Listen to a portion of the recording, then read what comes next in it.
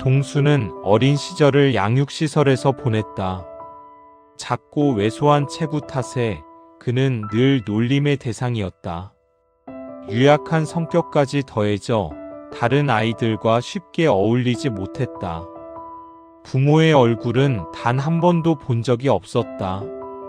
갓난아기였던 자신이 길에 버려져 있어 누군가에게 발견된 후 양육시설로 옮겨졌다는 이야기만 전해 들었을 뿐이다.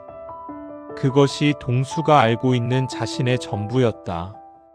시간이 흐르며 동수는 또래보다 큰 키와 힘을 갖게 되었다. 몸이 커질수록 맡는 일은 줄어들었고 아이들은 하나둘 그의 눈치를 보기 시작했다. 동수가 어린 시절 눈조차 마주치지 못하던 그들이었다. 하지만 자신을 괴롭히던 아이를 단 한 번 힘으로 눌러버린 그날 이후로 상황은 완전히 달라졌다. 그날을 기점으로 동수는 양육시설에서 누구도 함부로 건드릴 수 없는 존재가 되었고, 그렇게 괴롭힘을 당하는 쪽에서 괴롭힘을 주는 쪽으로 변해 있었다. 눈에 거슬리는 것은 부쉈고 갖고 싶은 것은 빼앗았다. 그러나 동수의 마음속 공허함은 오히려 더 커져만 갔다. 아무리 좋은 것을 손에 넣어도 그 갈증은 좀처럼 해소되지 않았다. 그런 동수에게 유일하게 마음을 터놓을 수 있는 친구가 한 명 있었다. 작지만 또렷한 눈을 가진 수정이라는 아이였다. 수정 역시 갓난아기 때 양육시설 앞에 버려져 정확한 나이는 알 수 없었지만 동수와는 오래도록 친구로 지내왔다. 동수가 상처투성이가 되어 돌아오는 날이면 수정은 지독한 잔소리를 늘어놓으면서도 눈에는 늘 눈물이 고여 있었다. 그런 모습이 동수는 좋았다. 수정과 함께 있을 때면 자신도 착한 사람이 된 것만 같았고, 수정을 지키기 위해서라면 무엇이든 할 것이라고 마음속으로 다짐했다. 두 사람은 그렇게 서로를 의지하며 성장했고, 성인이 되어 아동양육시설을 나온 뒤 둘은 작은 단칸방을 얻어 함께 살기 시작했다. 동수는 지역의 나이트클럽에서 일을 시작했고, 주된 일은 진상 부리는 술 취한 사람들의 뒤처리였다. 직장이라고는 하지만 결국 폭력을 써야 하는 일이었다. 힘들었지만 수정이 있었기에 동수는 행복했다. 하지만 그 행복은 오래가지 못했다. 그날 동수는 평소보다 훨씬 늦게까지 나이트클럽에 남아 있었다. 단순한 야근이 아니었다. 손님으로 온 지역 깡패와 시비가 붙었고, 동수는 폭력으로 문제를 해결했다. 동수는 상대를 무시하며 조롱했고, 남들이 보는 앞에서 굴욕적으로 구타했다. 상대 깡패는 두고 보자는 말과 함께 돌아갔고, 사장에 잠시 몸을 숨기라는 말에 동수는 그 말을 따랐다. 수정이에게도 잠시 다녀오겠다는 짧은 문자만 남긴 채 전화기는 꺼놨다. 조금만 있으면 괜찮아질 거야 라고 생각한 동수는 자취를 감추었고, 외부와 연락을 하지 않은 채 일주일을 보냈다.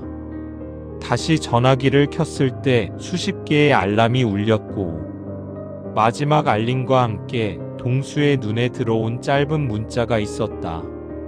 동수야, 누가 자꾸 문을 두드려. 무서워. 라는 시간이 한참 지난 수정이의 문자였다. 동수는 그 문자를 확인하자마자 미친 듯이 집으로 뛰어갔다. 동수가 수정이의 이름을 부르며 단칸방에 도착했을 때 문은 반쯤 열려 있었고 불이 꺼진 채 냉기가 감돌았다. 집 안은 깨진 컵과 뒤엉킨 흔적들이 남아 있었다. 그리고 수정이는 없었다. 수정이가 사라진 뒤 동수는 수정이를 찾기 위해 길거리를 미친 듯이 헤맸다. 단 한 번만이라도 다시 한번 수정이를 보고 싶었다. 가슴은 후회로 가득했다. 어느 순간부터 동수는 단 한순간도 움직이지 않은 채 현관문만 바라보고 앉아 있었다. 문이 열릴지도 모른다는 생각 하나만으로 그는 매일 같은 자리에 앉아 있었다. 불은 거의 켜지 않았고 시계도 멈춘 듯 보였다. 낮과 밤의 구분은 창밖의 빛으로만 알 수 있었다. 어느 날과 같이 동수는 같은 자리에 앉아 있었고 현관문만 하염없이 바라보았다. 어느 순간 동수는 자신도 모르게 잠이 들었고 꿈에서 수정이를 만났다. 수정이는 울고 있었다. 꿈에서 수정이에게 다가가 안으려는 순간 동수는 잠에서 깨어났고 무언가에 이끌리듯 현관문을 열었다.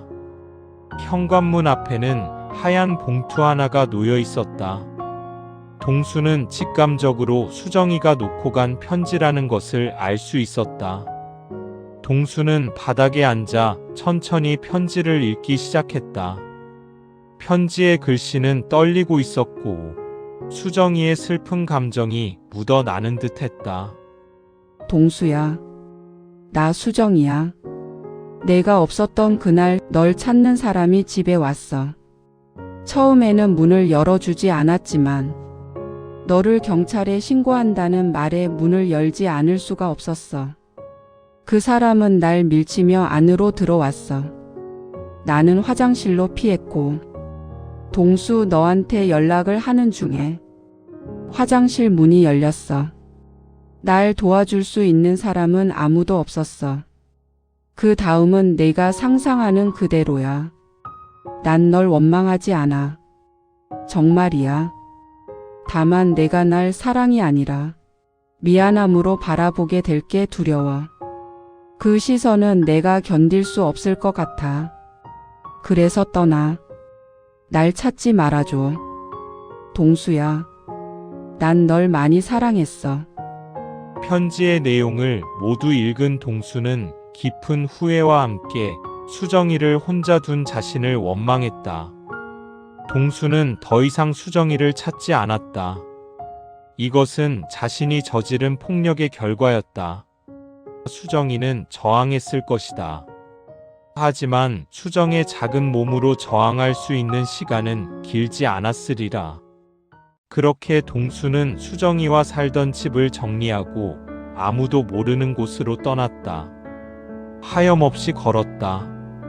아무것도 먹지 않았고 미친 사람처럼 계속 걸을 뿐이었다. 어느 순간 동수는 기절하듯 쓰러졌다. 정신을 차려보니 동수는 어느 공장의 기숙사에 누워 있었다. 동수가 깨어났다는 소식이 알려진 후 얼마 지나지 않아 인자하게 생긴 중년 남성이 방으로 들어와 동수에게 말을 걸었다. 몸은 괜찮은지 나이는 몇 살인지 일상적인 물음이 있었지만 무슨 일이 있었는지 여기에 쓰러진 이유 같은 동수의 개인 사정은 묻지 않았다. 중년 남성은 자신을 공장의 사장이라 소개한 뒤 동수에게 자신의 공장에서 일해보기를 권하였다. 그렇게 동수는 공장에서 일을 하기 시작하였다. 동수는 벙어리인 마냥 그 누구와도 말을 섞지 않았으며 사람들을 피하기까지 했다. 자신과 관계된 사람은 불행해질 것이라는 생각에서였다. 그렇게 동수의 공장 생활은 시작되었고 아주 우연히 운명처럼 미영을 만나게 된다.